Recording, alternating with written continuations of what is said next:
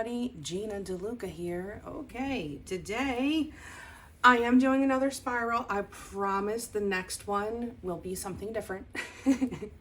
But I really wanted to use these colors, very minimalist palette, patriotic if you deem it so. But it is always a challenge to use red and white in a pour and not get pink. The way I get around that is by using a very, very white silver, which is the Decoart Americana Decor Metallics in sterling silver. This is a very, very white silver. For instance, this silver, this is just the silver in the matte metallics, and it's a much darker silver, as you can see. So not all silvers are created equal. So we have the silver. I have the Decoart Americana Decor Metallics in Sapphire Blue. Actually, this is a matte metallic in Sapphire Blue. And the Basics, Liquitex Basics Cadmium Red Deep Hue. This makes a really nice background color. I usually get pretty good cell action with this, and it's a nice deep red, and if it does make a pink, it's not like in your face pink. It's a nice pink. But hopefully, fingers crossed, we won't be getting pink. I'll just be getting some nice blue and silver cells. These paints have been mixed 1 part paint to 2 parts Floetrol. That mixture is then thinned with my concoction of 90% water, 10% Floetrol, until I get the proper consistency, which is, this is about a 2 on my consistency scale. It does make a mound, but it disappears pretty quickly. And it is making a very nice, thin, even stream off of my stick. If your paints are not making an even stream off of your stick, you have not mixed them correctly. It needs to be an even stream.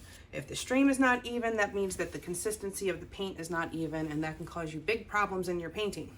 Before we get started, have you seen the Fluid Art inspiration cards? If you have, you can fast forward about a minute, but if you have not, what we have are 52 cards.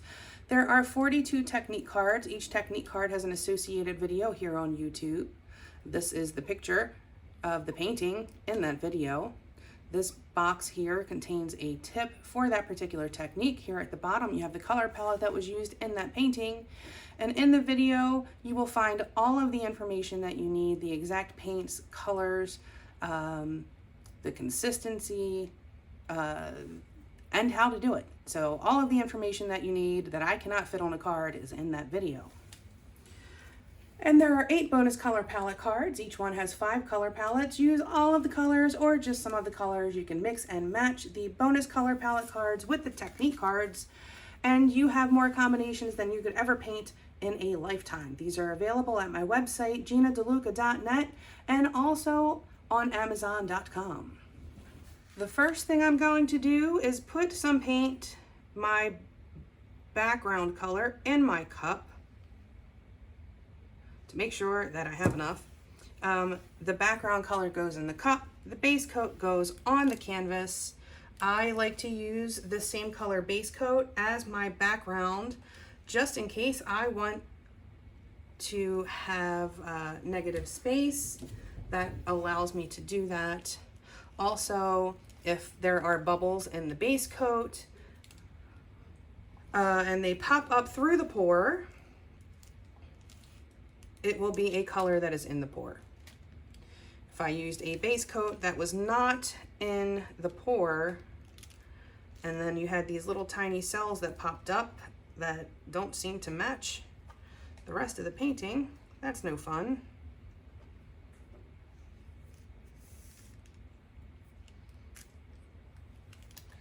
And you'll notice that I do cover my edges first, particularly in straight pours when I'm using Floetrol. It can get kind of thin on the sides, and I want to make sure that my sides are well covered it's better to just do it now and get it over with than it is to try to fix it after your painting has dried. An ounce of prevention and all of that stuff. The reason I lay down a base coat is because I want something for my paints, my poured paints, to slide around easily on. If you do not have a base coat, your poured paints will be the first thing that hits the canvas. Something has to stick to the canvas first. And if it's your poured paints, whatever is happening on the edge of your puddle is going to get rolled over by the paints in the middle, because something has to stick to the canvas. This allows you to actually stretch what you pour, and that is when a lot of the very cool stuff happens. So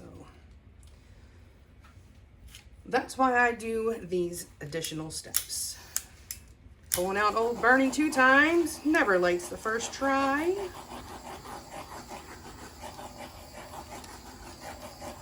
Popping these bubbles so they don't come up later in my pour, through my pour. Because it could still pop up, these little cells could pop up through my bigger cells. And I don't want that. All right, now I'm going to put some paint in a cup, and it is very important to check your consistency before you put your paint in the cup. The sauce may thicken upon standing.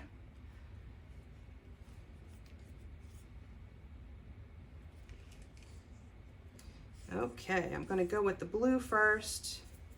Those who watch frequently know that I like to put the colors that have the most contrast.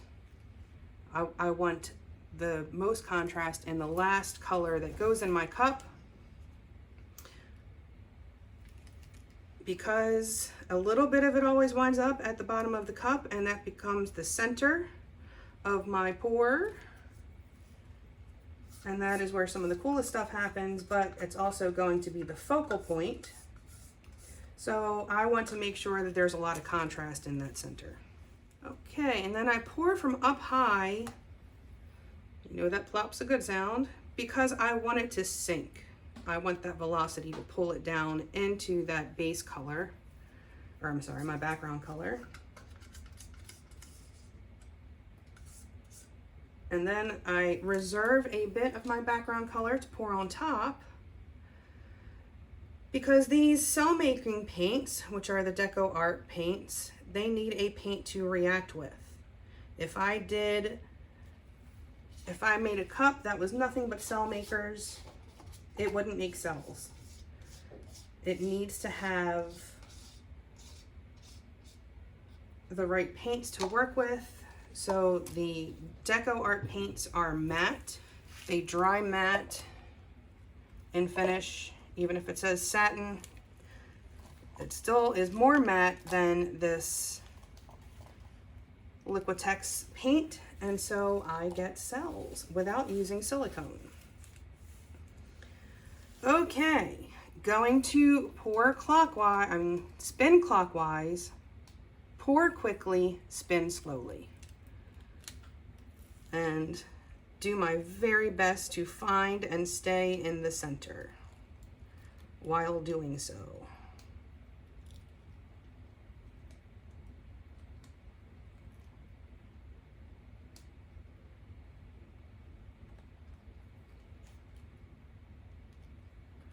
Trying to spin and pour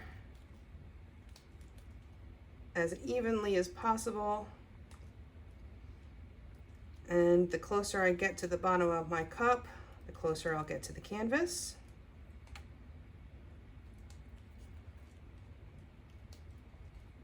And here comes the silver. Just like we rehearsed it.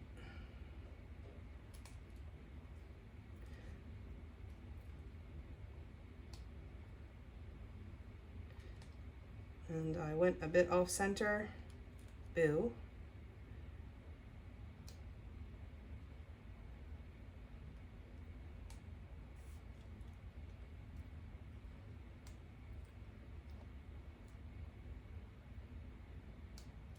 slower as I get to the center. I want as much control as possible here because this is going to be the focal point.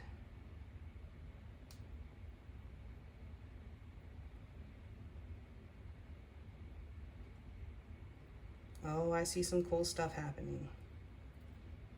All right.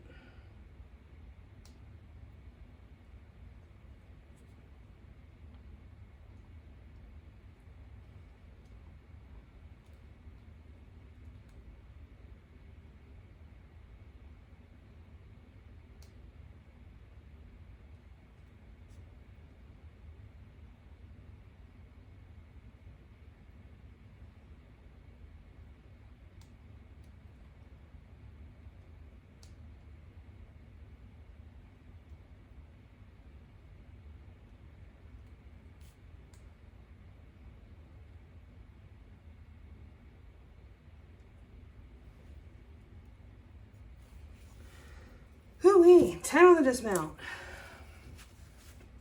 I love this little feathery thing that's happening there.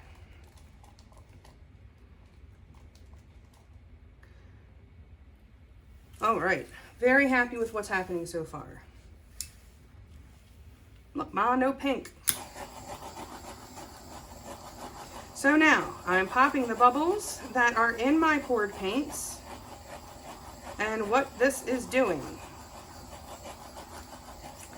There are bubbles that are sitting under the surface. So all of this red that you see will likely be swallowed up by cells eventually.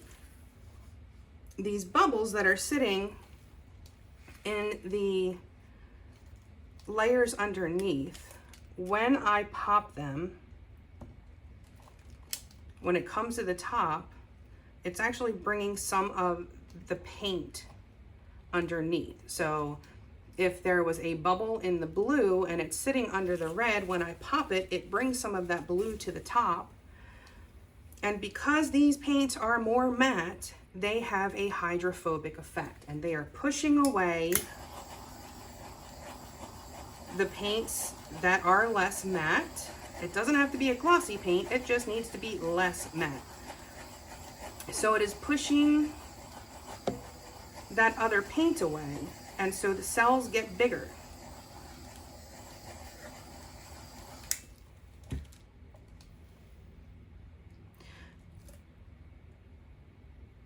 And the longer I wait to stretch them,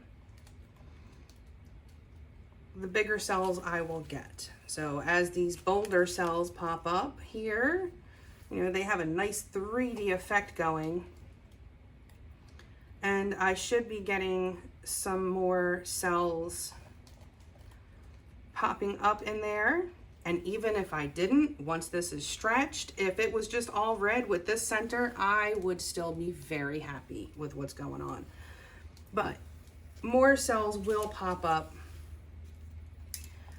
This part requires patience. And I know that it is hard to be patient. You want to unwrap this gift. They are like presents, you know, you want to see what's going to happen. But if you are patient, you will likely be happier with your gift, particularly in a straight pour. They are definitely better if you let them sit.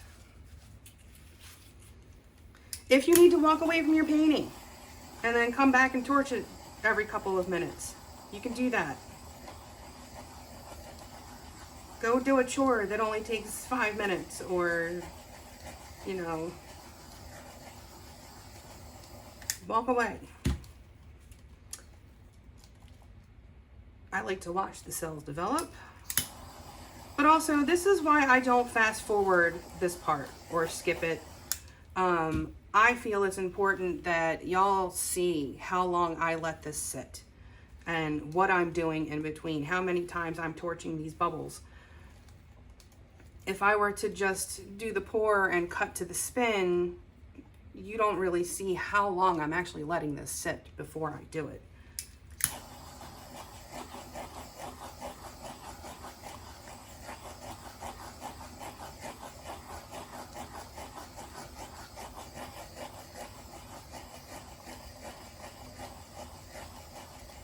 And so you may not want to sit through all of this part in my paintings, and that's okay. You can fast forward to the spin or the tilt, whatever it may be.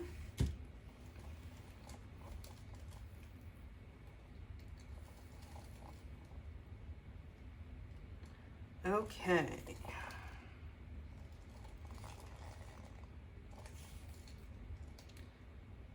All right, I think I'm ready to give this a spin.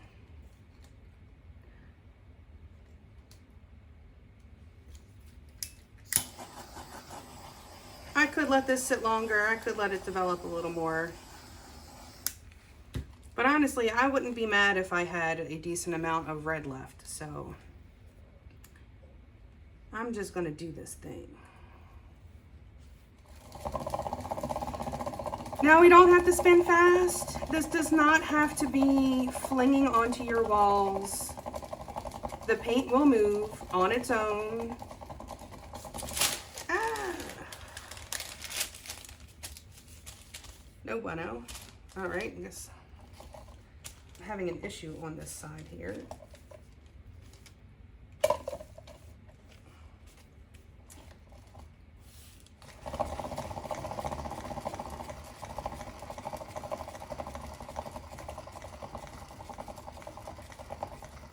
And now I think I might be off camera, so let me scoot forward a little bit.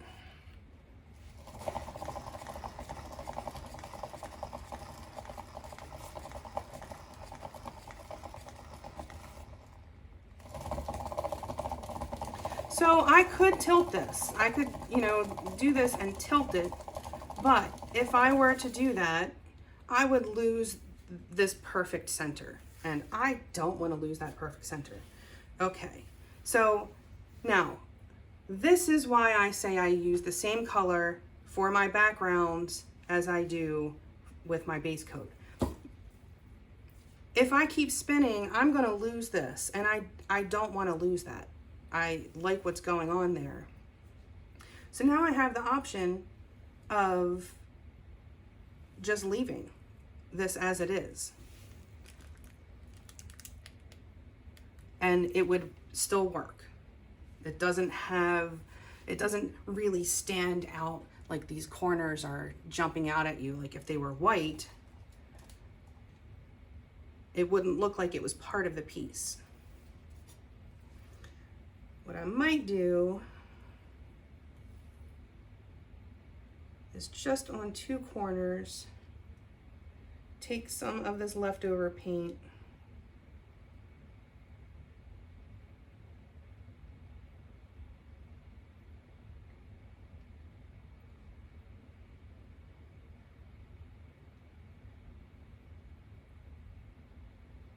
and just give it a little bit of interest there. Actually, maybe I'll do it. Maybe I'll do it on all of them.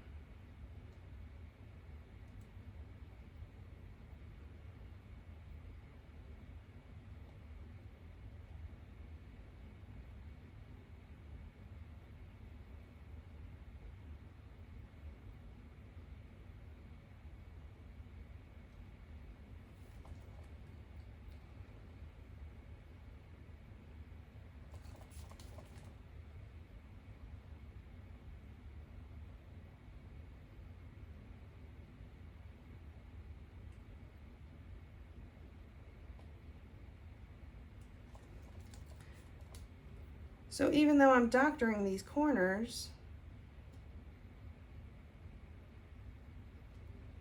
it's a lot easier to doctor them when the color underneath is something that already works.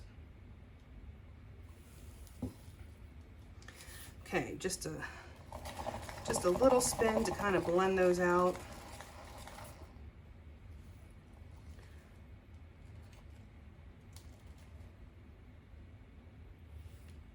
Okay, that is it. I'm leaving this alone. Very happy with what's going on here. I will torch just this edge. I'm not torching anywhere I don't want more cells to pop up. So I'm not torching this center. I don't want little red cells popping up from underneath. And these bubbles and whatever is left in there, if there's still bubbles in this area, when this dries, because it's something with the Floetrol, you won't notice it. When it's thin enough and you're using Floetrol, you won't get divots or anything like that. So I'm gonna let this sit and do what it's gonna do, and I will bring you in for a close-up. Back in a few. Okay, here it is. I cannot be angry at this. Beautiful boulder cells, awesome 3D action, no pink. That's not really pink, that's the red showing through the silver.